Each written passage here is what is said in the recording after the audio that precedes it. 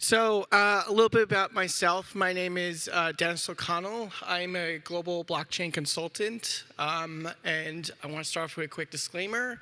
The opinions I'm about to express, my views, are merely my own personal views. They are not representative of any companies I might consult for, and they're certainly not to be construed as any sort of investment advice or any solicitation. And as a full disclosure, of course, I do own cryptocurrencies. So I wanted to do something special today.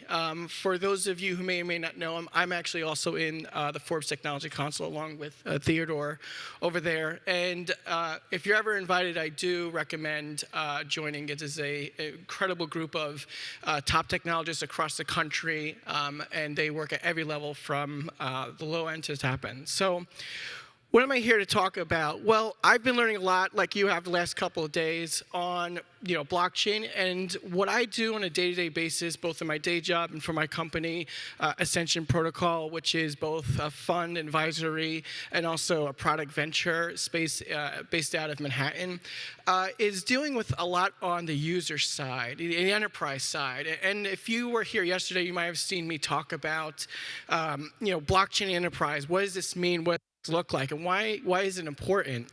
And so today I'm going to share with you my Forbes article on this. It's coming out, and you can check it in the next 6 to 8 weeks. It's through the editing process, and it's been vetted by Forbes, so I'm very excited for that. And I wanted to share that with you because I feel it's important that as you go through the ICO process, you see the larger picture at hand, and you see what's happening from the perspective of enterprise clients and adopters.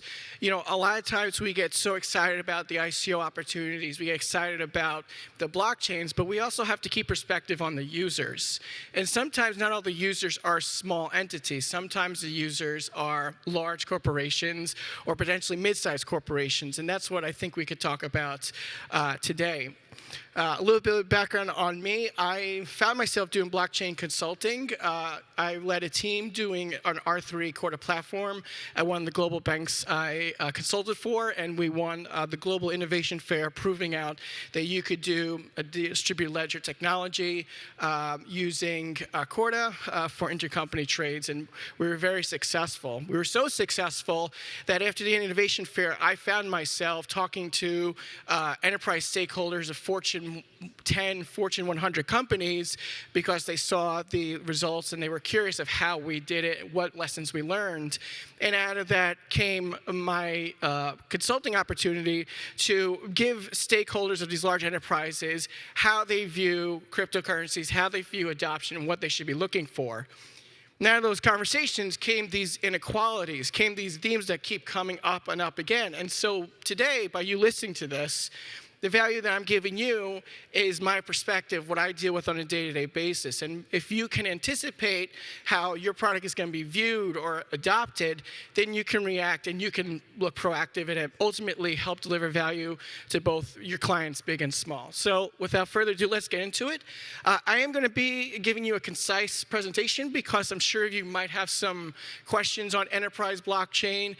There's some spirited debates that could have and hopefully open up so we have more of a dialogue today.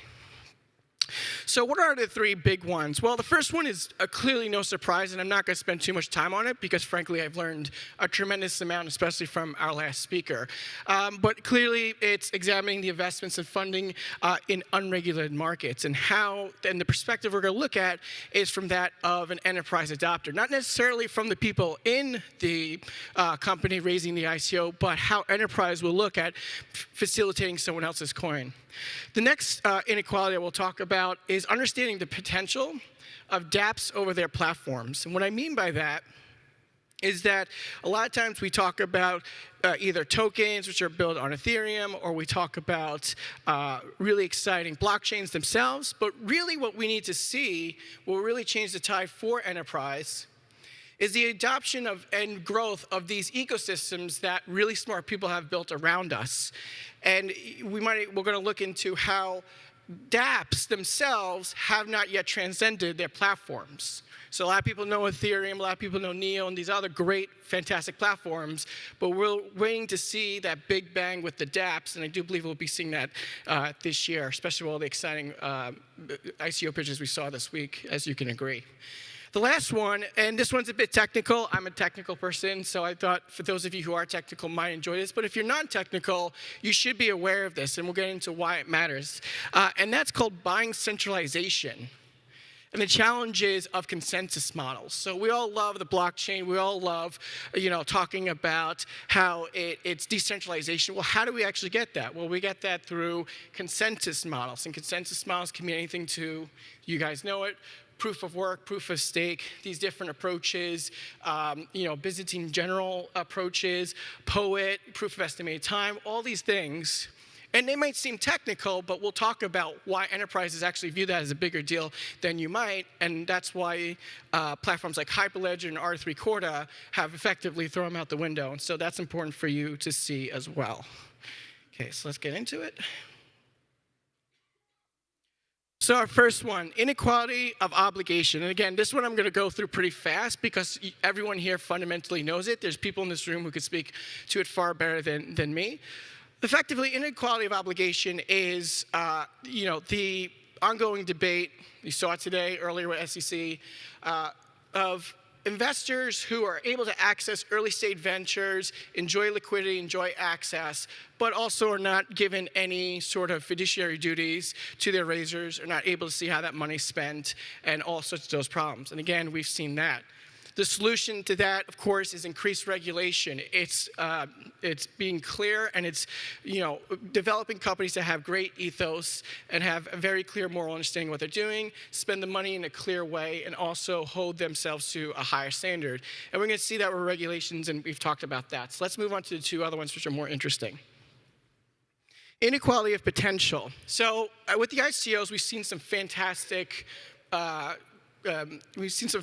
pitches, and we've seen some really interesting approaches. But what about from the enterprise level? What does that look like? How is someone running a Fortune 500 who sees a really great dApp or sees a really great blockchain, how do they view it? Well, there's a couple of things that they're worried about. They're worried about, what if that network goes down? What if they end up having to support 5 or 6 different blockchains? And for example, you might have a really great idea, and your company might say, well, we're going to support our own blockchain as well. Okay, we just found out we can reserve tables at the View restaurant, but they need approximately how many people there are, because people are going there and they're reserving some. Raise your hand at 6 if you want to join us in the View restaurant. So keep them up. 1, 2, 3, 4, 5, 6, 7, 8, 9, 10, 11, 12, 13, 14, 15, 16, 17, 18, 19, 20. Thank you. All right. Is everyone still with me? I've never been interrupted before. This is new for me. Okay, so,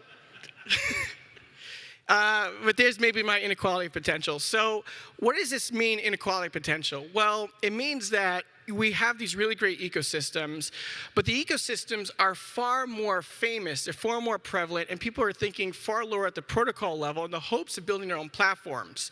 But there's a missed opportunity happening, and this is the missed opportunity that enterprise really wants. And what they want are dApps that build on these rich ecosystems that are built. And so that's how we'll get to overcoming this inequality of potential. Businesses, especially enterprise businesses, will react to blockchain when blockchains prove that they are their own ecosystem, their own thriving thing. Companies, ICOs that engage with other ICOs, they leverage each other's services. Companies that allow users to choose what blockchain underneath them. And there are blockchain as a services for sure. Why is that important? Why is that overcome that inequality? Well, it overcomes it because enterprises are going to look at that and go, this is a very strong ecosystem. If that particular dApp goes down, we can trust that that blockchain will still be used. And remember, companies are very nervous about supporting hundreds of tokens. If you're United Airlines or you're Delta, maybe you could use a dApp, or you could use a platform like Stellar or Monero, which are really great, that support that, but maybe they don't want to support that because they're afraid of one of those networks going out or going down. So maybe they'll wait for it on the larger networks. They'll wait for an implementation on that. So maybe, and this is something I hear all the time, we'll wait for Ethereum to do it, or we'll wait for one of the major public blockchains to adopt it, or we'll wait for Hyperledger. That's another one I get. And again, it comes back to the same thing of a fear of adopting hundreds and hundreds of tokens to fill these one-purpose ventures. The decentralization is coming, but there's definitely going to be a hybrid period where companies who are more amicable to paying with different tokens are ultimately going to have to deal with the compliance and legal aspects of this. And so what will encourage them to adopt dApps is when dApp makers especially say, we're going to work with each other, we're going to interface each other's products, and we're going to focus not just on the protocol level, but we're going to focus on building rich mobile app experiences. And the blockchain that can build a really strong diversity of dApps will win out. And that's something that I think is the main point of this. For those of you who might not know, Mist is coming out. Does anyone know what Mist is? So Mist is the Ethereum dApp store. Ethereum has a major advantage because of that rich ecosystem. A company looking to do something with blockchain will find it way easier when their users are able to easily access that dApp, download it, and they know they can have strength on the Ethereum network, rather than perhaps relying on a singular company with its own blockchain and having them to support that. So that's inequality of potential. Next one is a bit more technical, but still very important and probably the heart of this discussion: inequality of governance. So what is inequality of governance? Well, inequality of governance and consensus is how we make sure everything's unique, how we work in this decentralized, trustless environment.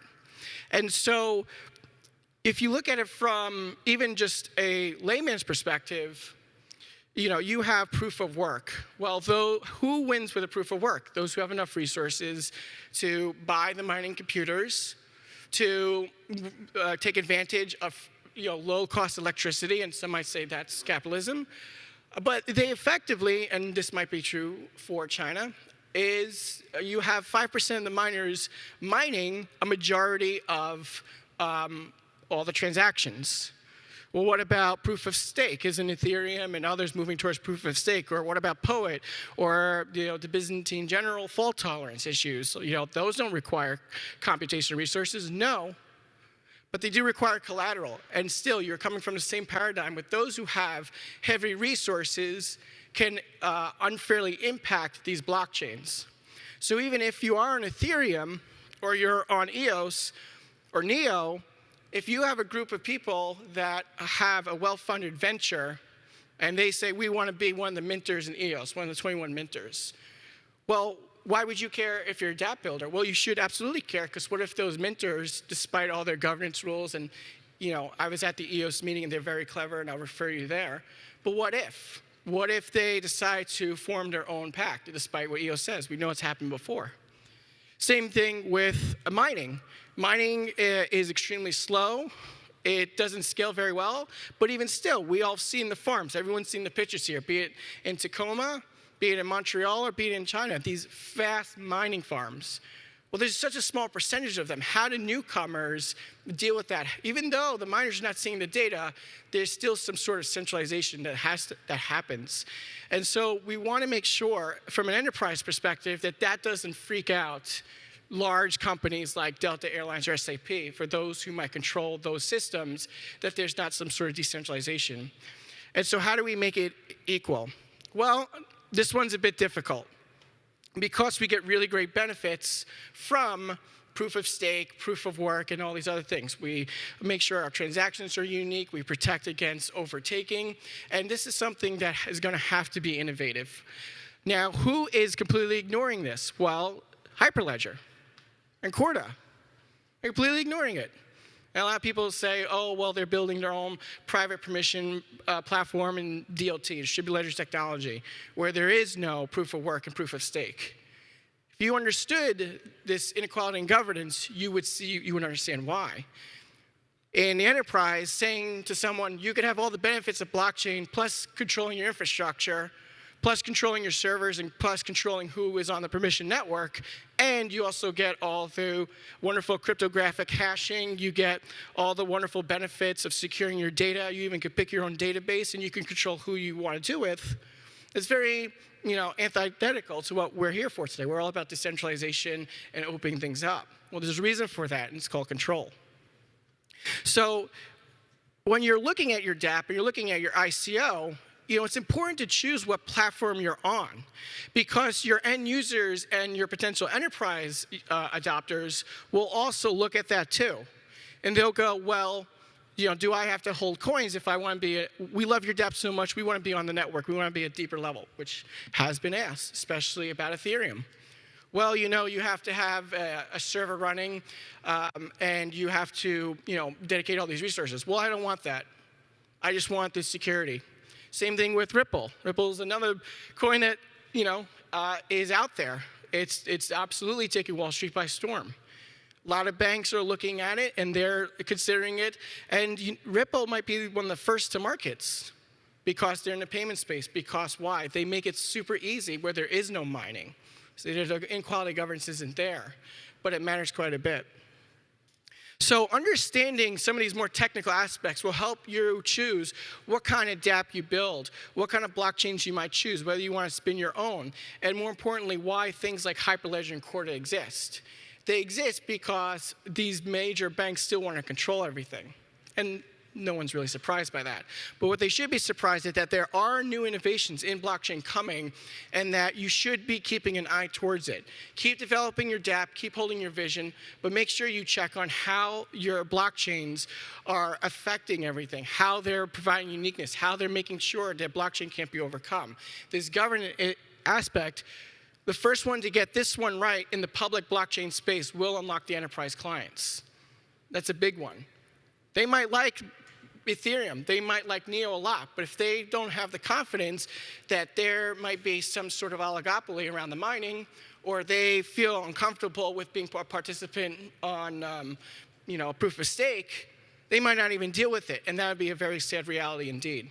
So we want adoption. We don't want these closed systems, despite the initial build out of it. But everyone should look at Hyperledger and R3 Corda. They're fantastic people and fantastic developers, but look at what their innovations really were. Look at what they're doing. And if you do, you can pick.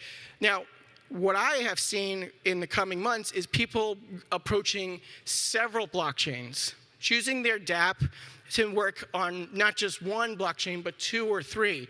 Should a forking instance occur, or should a better governance mechanism come out?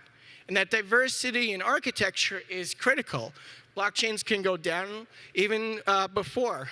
We saw that Solidity contracts absolutely have a hacking risk, despite all their wonderful things.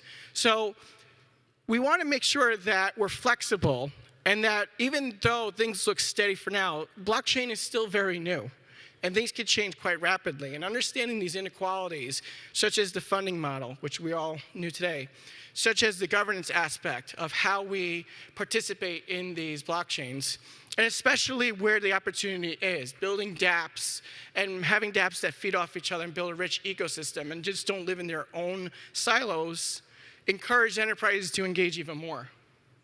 So to recap, with smart regulation, investors can be assured that their investments are being appropriately used. We know that. As dApps continue to grow in complexity and influence relative to their blockchains, in other words, as dApps overcome their blockchains, when your family starts talking about not CryptoKitties, but a dApp that maybe is built on Ethereum or Neo or EOS, over talking about these blockchains, then you're going to see a tide change. Then you're going to see enterprise really engage. And then you're going to see dApps not only relying on ICOs, but relying on each other for services, which is really, truly what we need to see. A lot of dApps benefit from each other, and those dApps that provide security services or authentication services or payment services are looking for you. They're looking for you. They're looking for you to use their APIs, to engage in their blockchains and create an ecosystem of blockchains. And look for things like Mist, like the Ethereum dApp Store. Famously, the creators of Ethereum have said they have yet to see the exciting apps that they want, and enterprise would agree. Enterprise likes the idea of blockchain, but again, they want to see the apps built on top of it, and that's what will get them to move. The last one, as innovation progresses, blockchain will continue to find new ways to balance network effect. And this is another point that I should talk about, allowing both new participants and legacy participants to benefit cohesively. So in addition to all of that, another thing that worries enterprises is what if they're too late to the party? What does that mean? Well, what if they picked the wrong blockchain, right? What if they went with EOS and EOS went in left when they want to go right? What if Ethereum went right when they meant to go left? So what does that mean? It means that those who join EOS late in the game in a proof of stake model, or those that join Ethereum, should have the same rights and benefits. And both of these blockchains are doing that. This is what they think about and talk about when you go to meetings, is making sure that consortiums don't benefit the original participants over new participants, because an enterprise will not allow that. They'll put them at strategic disadvantage, and then we get into a worse situation where no one wants to use each other's blockchain because they're too busy worried that they'll never have the same strategic advantage that they have ever again. And you've seen this before. One of the famous examples, and I'll allow you to research this, I was not personally involved, is JP Morgan Quorum. So JP Morgan was very much involved in R3, in the Hyperledger Consortium. And what did they do? Well, they participated and they decided to go in their own way in offering Quorum. Quorum is based off of Ethereum. It's a little different from what R3 is doing with the distributed ledger. But the point being is that they felt they could go their own way and offer their own platform. And now what we're seeing is a bit of a tension between the two, where we could have a more cohesive build-up. And again, this goes back to the point on ecosystem. So with that, I'll take some questions. Thank you so much. We got through the little interruption. And thank you for your time. Thanks, guys.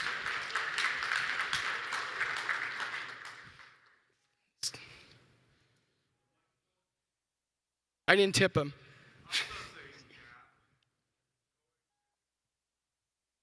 How does adapt coexist with apps? Yeah. Yeah. Well, I think Ethereum has a really great response, and all blockchains are doing this, which is they're becoming multi-language applications. So applications can still talk to each other through a RESTful interface or whatnot. Having more languages accessing these blockchains allow richer applications. So I understand the question. I just don't want to get too technical for the audience.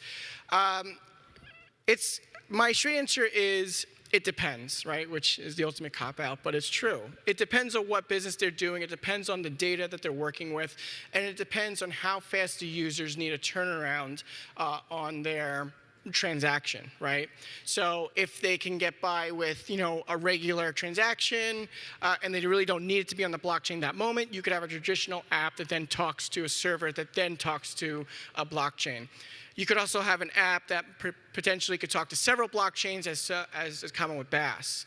dApps have a completely reimagined stack, for those of you who are not familiar. The traditional stack was database, server, client, right? dApps have client, blockchain, and then maybe some blockchain service for their video content or files. And their information is literally stored in these blockchains. And Ethereum famously calls itself a world computer. Same thing with EOS. So it really depends on how they need to talk to each other. It really depends on what they need to do with each other. I don't think, a person asked me, do you see databases going away? Do you see traditional elements, these old internet protocols that we worked on, messaging and REST or whatever, going away? And I don't think so. I think inevitably, especially enterprises, you're always going to have a hybrid architecture until there's enough of an ecosystem where there is no need to go on or off chain. And a lot of times you see even payment systems have on-chain operations, off-chain operations. Within their architecture, they have systems that talk to another. So if you want to talk to me after, I'll go further in depth with technical. Thank you, great question. Anyone else? Right there.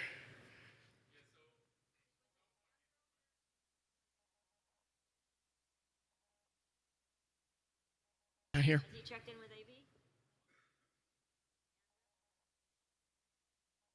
All right, keep talking.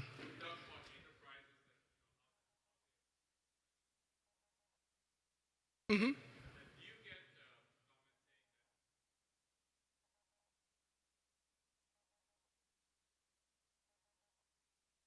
Yeah.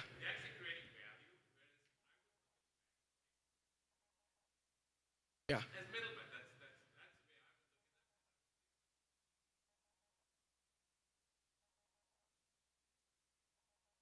Yep.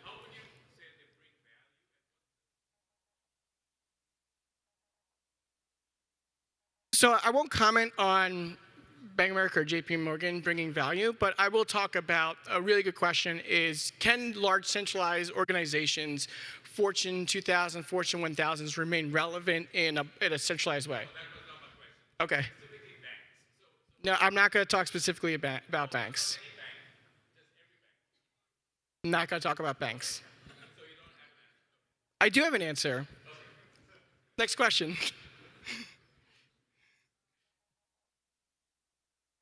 Come on, we have time. Right back there.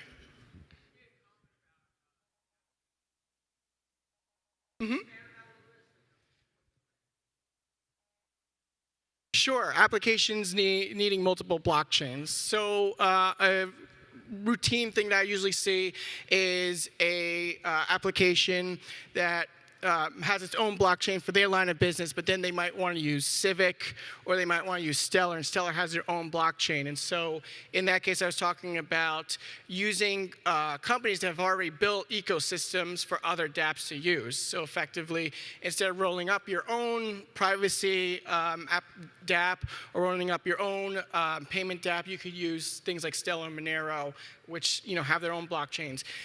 The larger point I was making is an enterprise willing to support Ripple, Stellar, Monero, and all of them else? And sometimes the answer is no, and that's not good. What we want to see is enterprise stakeholders embracing the diversity of blockchain.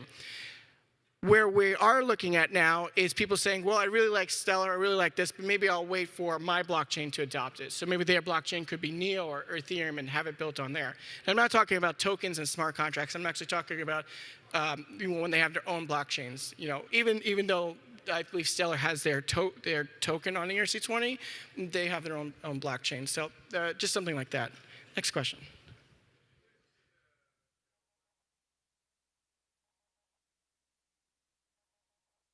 Yeah. That's right. Yeah.